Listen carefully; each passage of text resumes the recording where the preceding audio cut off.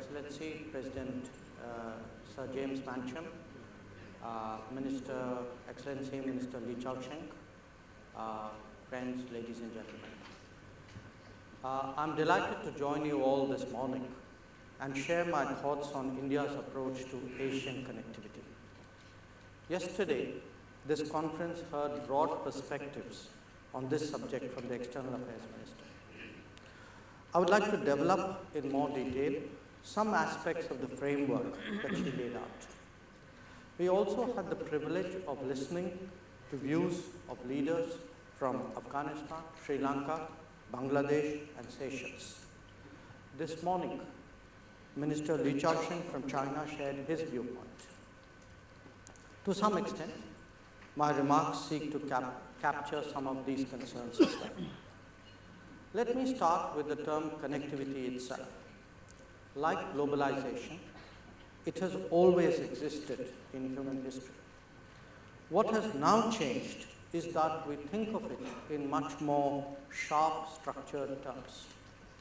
It is also more salient in our daily life. And most important, it is less natural and more engineered.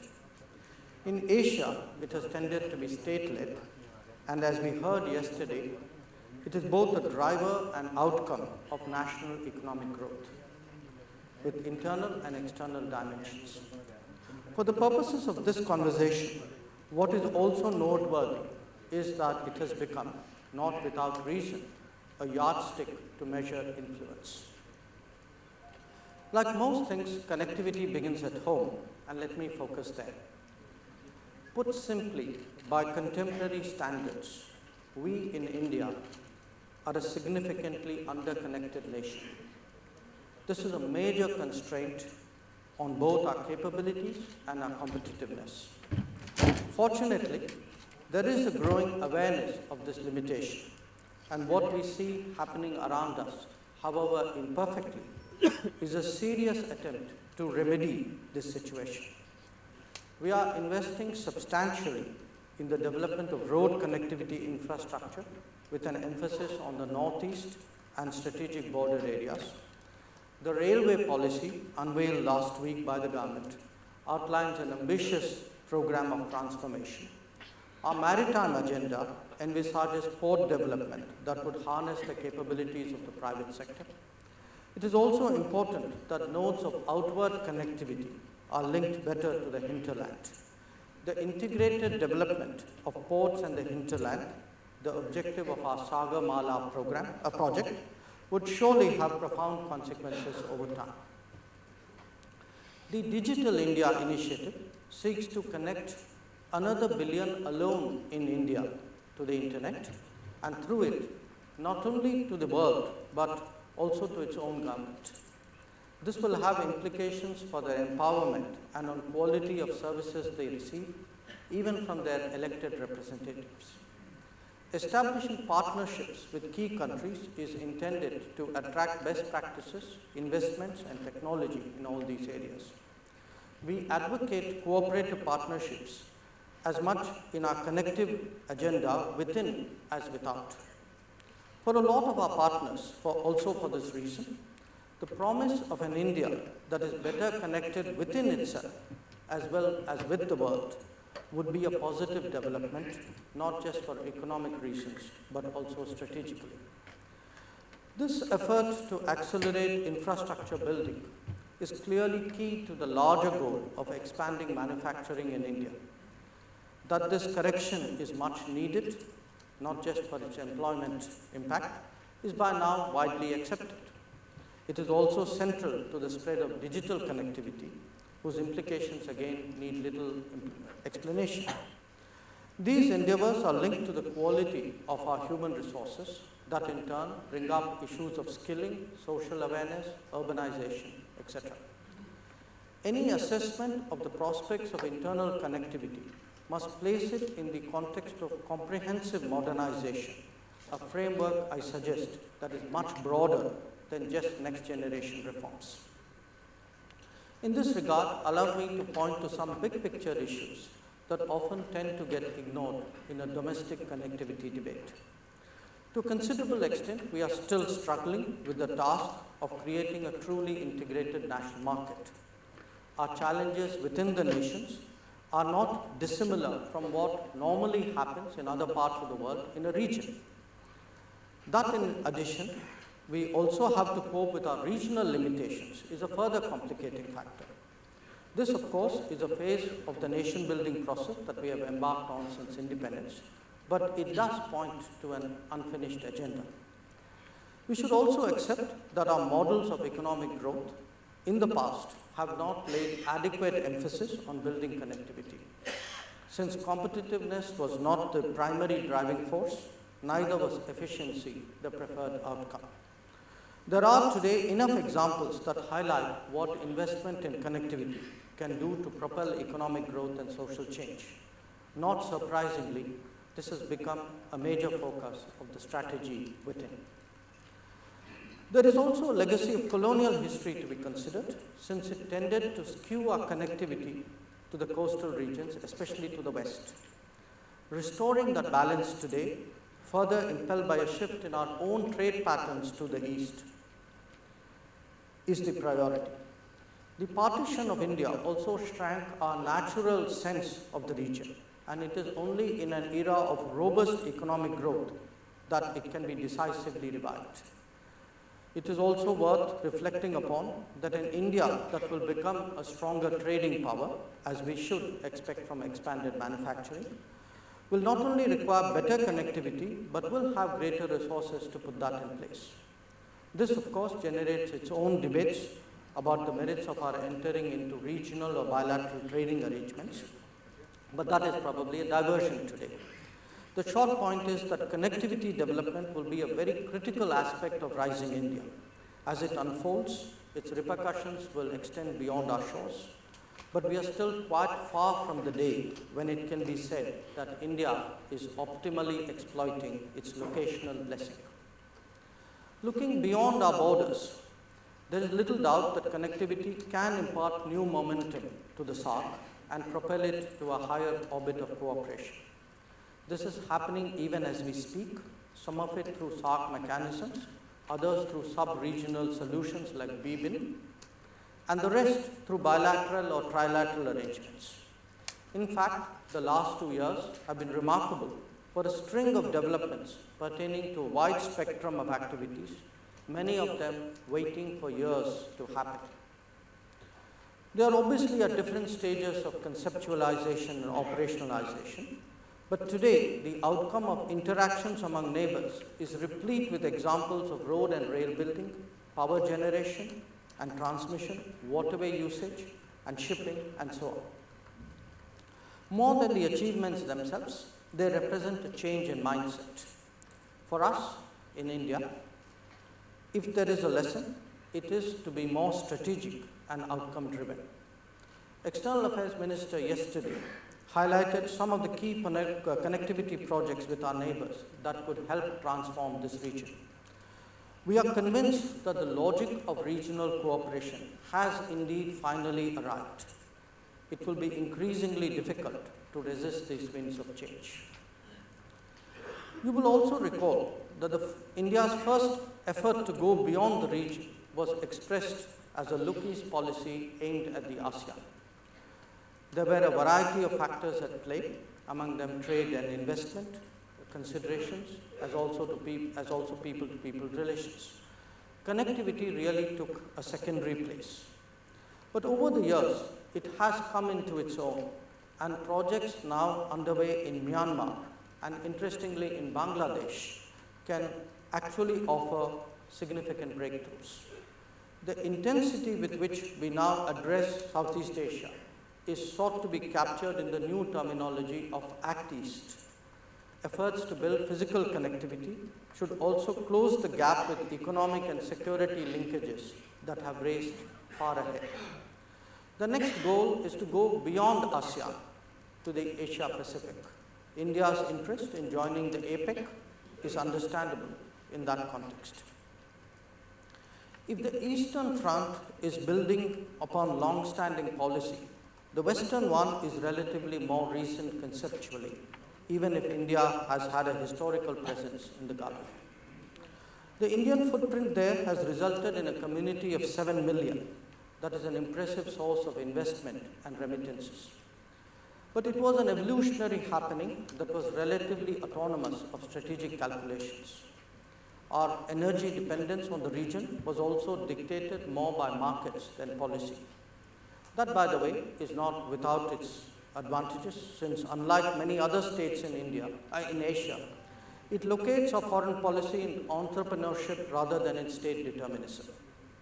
It also holds possibilities of building on the interdependence generated by market forces that is likely to make connectivity more sustainable. The point that I wish to emphasize here is that we are no longer content to be passive recipients of outcomes.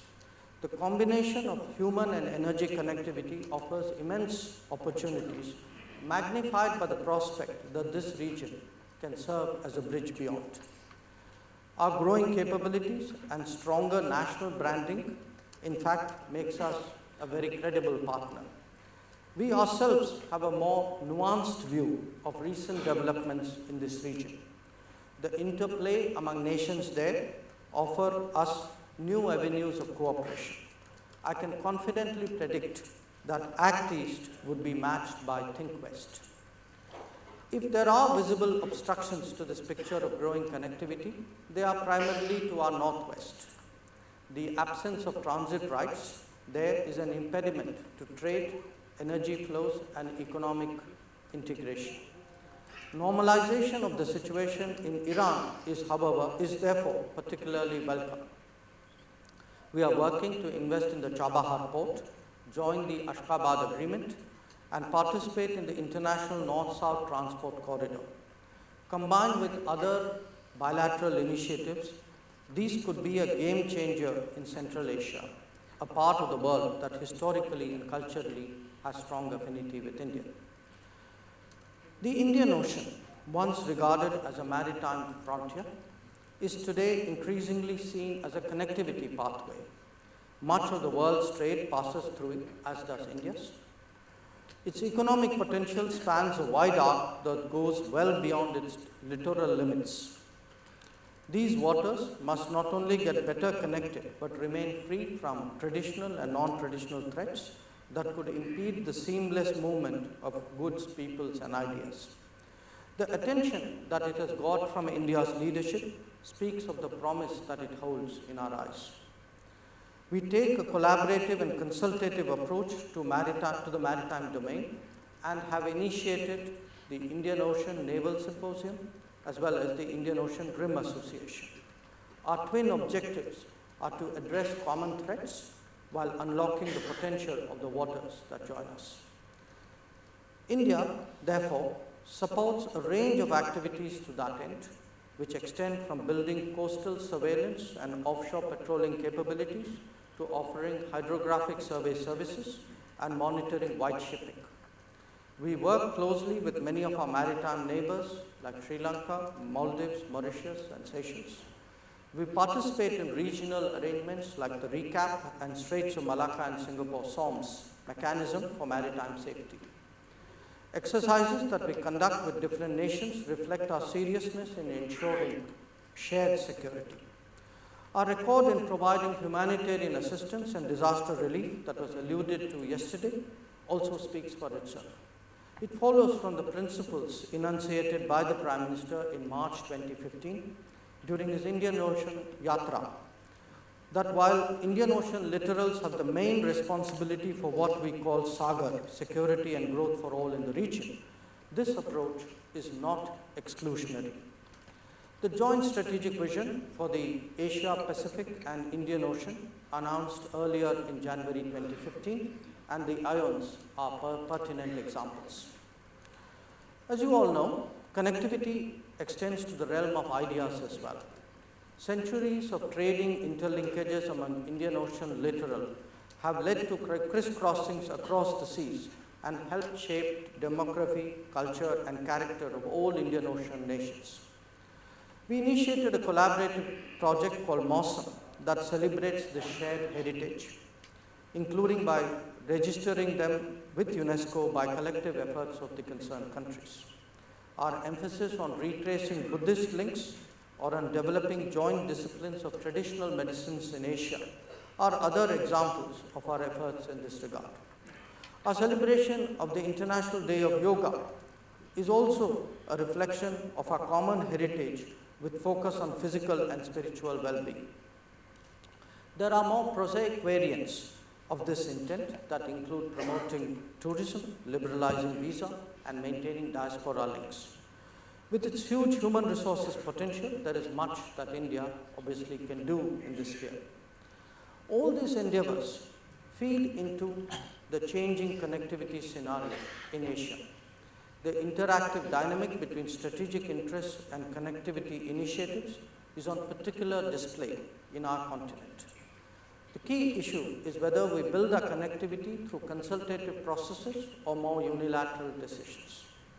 Our preference is for the former, and the record bears this out quite clearly. Whenever this option is on the table, as most recently it was in the case of the AIIB, we have responded positively. But we cannot be impervious to the reality that others may see connectivity as an exercise in hardwiring that influences choices. This should be discouraged because, particularly in the absence of an agreed security architecture in Asia, it could give rise to unnecessary competitiveness. Connectivity should diffuse national rivalries, not add to regional tensions. This is an issue that actually resonates beyond Asia because the rest of the world also appreciates that the economic gravity is shifting towards the continent. Indeed, if we seek a multipolar world, the right way to begin is to create a multipolar Asia. Nothing could foster that more than an open-minded consultation on the future of connectivity. A constructive discussion on this subject should address not just the physical infrastructure, but also its broader accompanying facets. Institutional, regulatory, legal, digital, financial, and commercial connections are important, as is the promotion of the common cultural and civilizational thread that runs through Asia. Nurturing connectivity also requires a willingness to create arrangements which lead to higher levels of trust and confidence. A connected Asia must be governed by commonly agreed international norms, rules, and practices. We need the discipline and restraint that ensure standards of behavior, especially by and between states that jostle to widen their respective spaces in an increasingly interconnected continent. Respect for the global commons should not be diluted under any circumstances. Much depends on the commitment of nations to uphold the freedom of navigation and peaceful resolution of disputes. There should be no place for use or threat of use of force. I think we all recognize the stakes. We are also conscious of the critical role that connectivity will play in shaping the destinies of Asian nations and peoples in the next decade. Connectivity itself has emerged as a theater of present-day geopolitics. When diplomats get agitated about lines on the map today, they are more likely to be discussing proposed road connections, rail lines, oil pipelines, or maritime routes, rather than contesting national boundaries. Who draws these lines? Who agrees with them? What are the financial institutions to convert them into reality? What would be the modes of managing and implementing them once built? All these questions carry geopolitical significance. Naturally, every country tends to look at these questions from the viewpoints of its own interests. Connecting Asia successfully requires the judiciousness and the wisdom to reconcile these differing points of view and agreeing on something that all stakeholders can live with. The well-known journalist Nayan Chanda ends his particularly insightful book, Bound Together, with these words, I quote, "We are in a position to know that the sum of human desires, aspirations, and fears that have woven our fates together can neither be disentangled nor reeled back.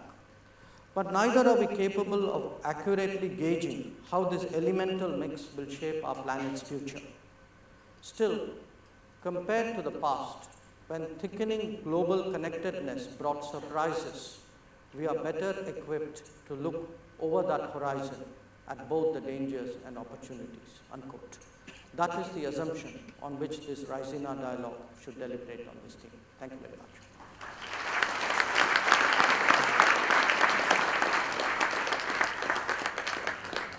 We'll take a few questions. Two have already expressed their interest. We have Rachel Pritzker from the Pritzker Innovation Fund who wants to ask a question to the FS. You're there on the right. Go ahead.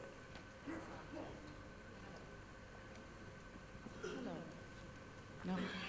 Hello? Okay. Hi, Rachel Pritzker.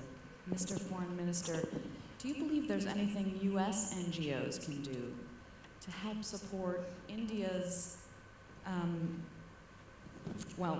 to help support low-cost financing for power projects in India capable of supporting their manufacturing, including efforts like Make India?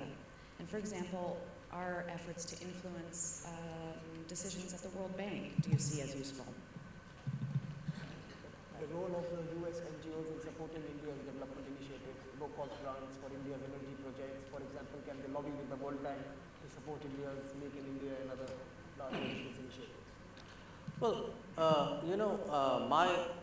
again, there is a dynamic, obvious dynamic between manufacturing and connectivity, and no country sort of shows that better today than China does. The US also did earlier. So I think anything that spurs manufacturing, that encourages Make in India, makes it a reality, to my mind, is worth looking at. And as you can see, a point which I made, which is one of the principal objectives today of engaging with foreign countries and organizations is to encourage them to participate in our domestic development programs. This was not always how foreign policy was seen in this country. It was perhaps, this is historically more a kind of perspective we would have got from Southeast Asia. But today that is very much a central focus of foreign policy, which is how do you get foreign organizations and governments to really help us expand our programs, and Make in India is right up there in terms of priority. Yohita Mohammed from Malaysia. Can you find a mic here? There it is, she's in the center of the hall. Yes, hello sir. I have a question on the RCEP negotiations. How do you and the government of the day view RCEP and also its current progress? In your opinion, is there enough momentum or even urgency for the negotiations to be concluded this year, especially when we have missed the deadline last year in 2015? Thank you.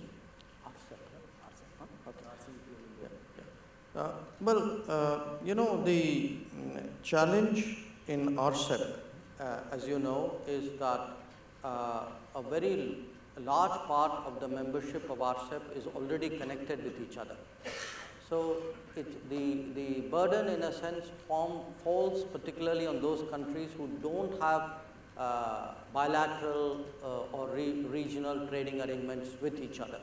And I think that's a fairly short list of countries, but it's also a very difficult list of countries, because particularly at a time when Make in India is happening, I think there is a concern that any agreements that we reach should be supportive of our desire to expand manufacturing in India.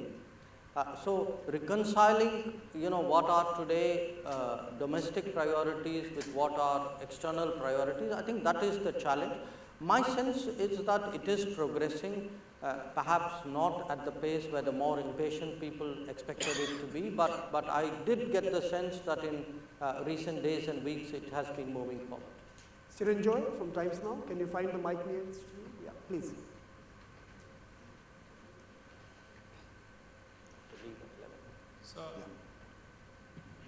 So is there a link between Foreign Secretary level talks and what action Pakistan takes on the information we've given them on Pathankot? And you think this is a connectivity question?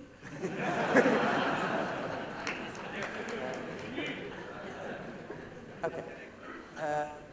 Look, we had agreed to meet after the Heart of Asia conference when the two countries had agreed on the comprehensive bilateral dialogue. So my counterpart and I were supposed to meet to discuss how the modalities of that were to be worked out. So that was already in play. Then the Pathankot attack happened. When the Pathankot attack happened, then the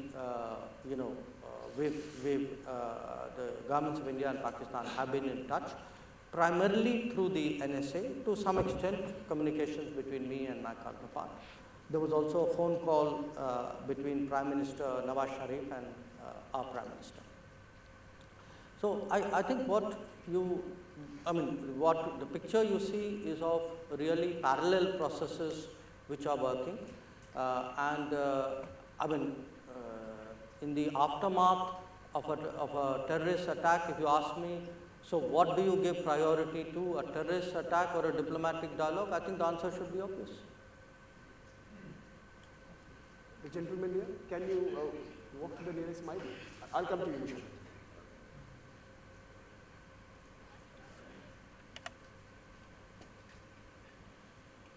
So, keep the questions short. My name is Chaudhary. I am from Bangladesh. And about Northeast connectivity, I have a few suggestions which you as a Foreign Secretary can take over. One is a road bridge between Sylhet and Karimganj over the Barak River. That can be a joint venture and a friendship bridge connecting, making the first road connection, seamless road connection. Also, you see, because of the partition of Bengal, a lot of river and railway traffic was disrupted. First in 47 and then in 65 war. So I'm suggesting that can we have this Kolkata Jalpaiguri railway track, which was going on till 1965, be restored and a direct train communication. About the air, we have now studying the Guwahati to Dhaka, Guwahati to Chittagong. But the one problem is that the passengers, it is a one-way ticket. Bangladesh is asking that the passenger should be allowed to proceed from Dhaka to any destination in the world. But if that happens, then there will be naturally more traffic. That right could be, given. Another thing about last question is the visa regime. You say there is a problem here that a tourist given 6 months multiple visas, but if you are coming as an in a seminar or as an academic, you are only given 15 days one way. So why is this discrimination? Thank you. No, all fair observations and questions. My response to your initial observations would be something I said, which is we have mentally in India docketed Bangladesh as SARC and Myanmar as Look East. And if one looks at the progress that has been made in our relationship in Bangladesh, particularly over the last year, I think so many possibilities open up today in terms of waterway, in terms of road, rail, coastal shipping and transit through Bangladesh, connecting to our northeast, connecting beyond, that Bangladesh actually, our progress in our relations with Bangladesh, to my mind, actually opens up now an additional avenue into Southeast Asia. Again, I would say if there is today a model of how to, this is a session we will do later, when we look at how difficult it is in this neighborhood, because as President Chandrika Kumartunga pointed out yesterday, our identities have been an obstacle to our cooperation. But if there is a model today, I would really say the progress we have made with Bangladesh stands out as an example to everybody else. I also take the point about restoring the 4765 connectivity, because as we have now got into very close conversations with the Bangladesh government on restoring connectivity, I think a lot of Indians don't know the extent to which connectivity existed till 65 and how much of a game changer 65 was in this respect. And lot of our priority projects today are addressing that 65, what the small road, rail, bridges, links which were disrupted post 65, how to restore them. On the visa, we are completely open, not just with research scholars and not just with Bangladesh. Any idea that anybody has on how to improve our visa practices, I will certainly take a look at it. I agree with you that it doesn't sound terribly logical. You could have come in here as a tourist and stayed longer, but will try to ensure next time that doesn't happen. Musharraf. Foreign Secretary Jaishankar, I found your description of connectivity and India's sort of vision, both East and West, to be rather compelling. I was also struck by the fact that, remarkably, until the question from our friend from Times Now, the mention of the word Pakistan did not come into your sort of the narrative that you so expertly wove together about connectivity and India's vision. I think now, well, it's hard to say notwithstanding Pathankot, but even withstanding Pathankot, I suppose, is there thinking within the Indian establishment, within your mind and the way that you think about this, that can exclude India having to engage with Pakistan in a much more dramatic and substantial way than it has since, let's say, 65 or better yet, 71? Can all this connectivity that, quite legitimately makes so much sense and is really compelling for all countries? I mean, this is what Prime Minister Sharif and Pakistani leaders are also talking about, is both internal and regional connectivity. But can India and Pakistan continue to be isolated from each other and still sort of live up to the narrative of connectivity that both countries are talking about and investing in? Well, there's a can part of your question, there's a should part of your question.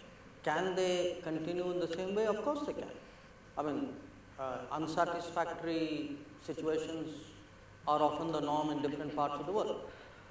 Should they do so? That's a different question. Obviously, in our view, they shouldn't.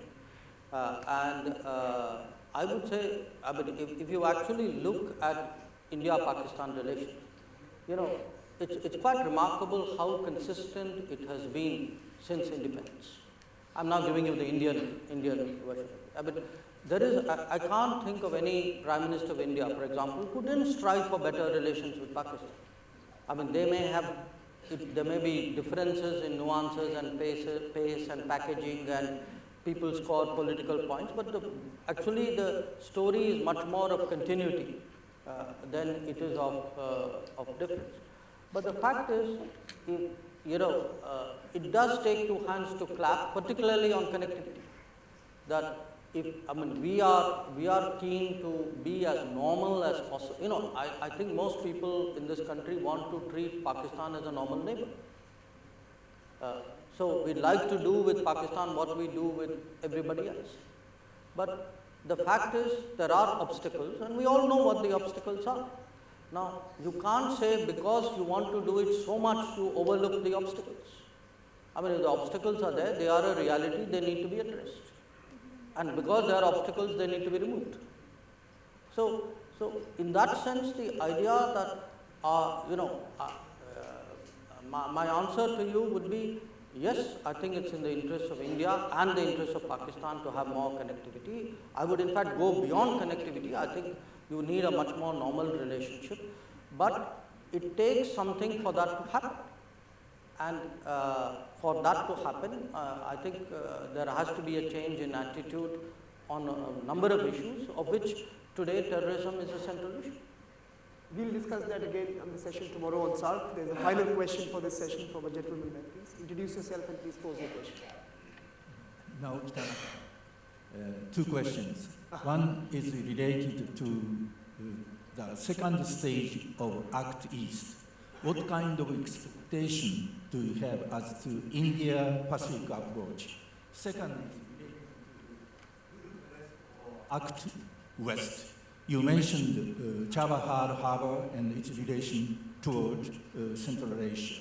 What kind of image do you have as to game changers in this direction? Thank you.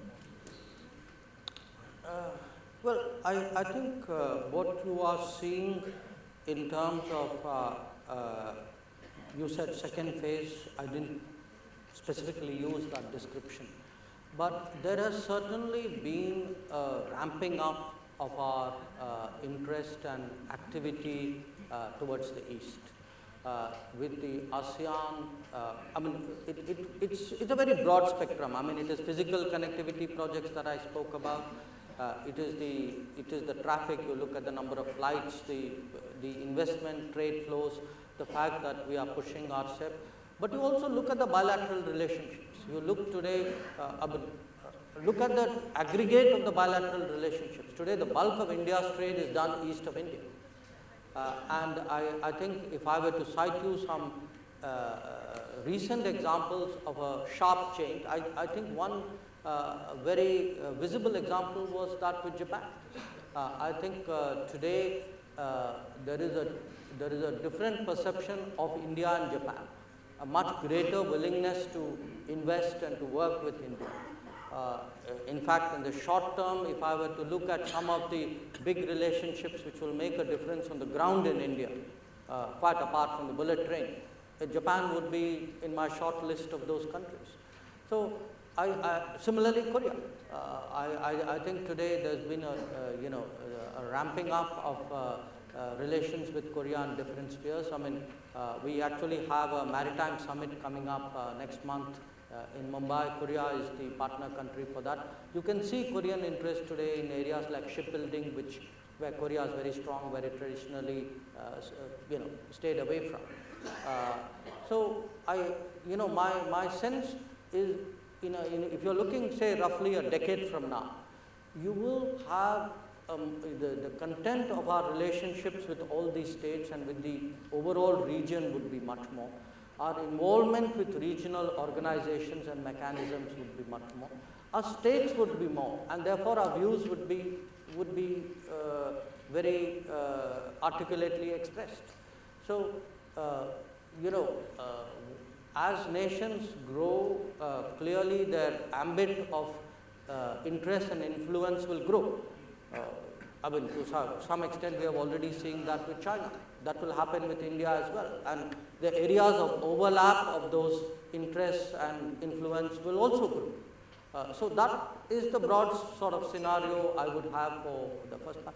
The second, the Western side, the removal of impediments to dealing with Iran. And these were real impediments because, if you can't move money, you're pretty much gridlocked. There's nothing you can do in a relationship. Today, I think there are a lot of possibilities. I think Chabahar is the one which is most frequently mentioned, but we are actively engaging Iran on the energy side. We are talking to them in rail building. We have already discussed with them the possibility of using Iran more aggressively as a transit route, both to Russia and to Central Asia. That's why I mentioned Ashgabat and the international north-south corridor. Iran has the size, the income level to offer the kind of demand which interests Indian industry. It also has the resources because increasingly today India is a resource consumer, a resource importer. So Iranian gas, for example, would really be very relevant to the fertilizer industry in India, and that's a very big business there. So the moment you start going out, you have the capability, you have the confidence, and there are no obstacles. I mean, that's the whole connectivity debate that we are actually looking at. Thank you very much.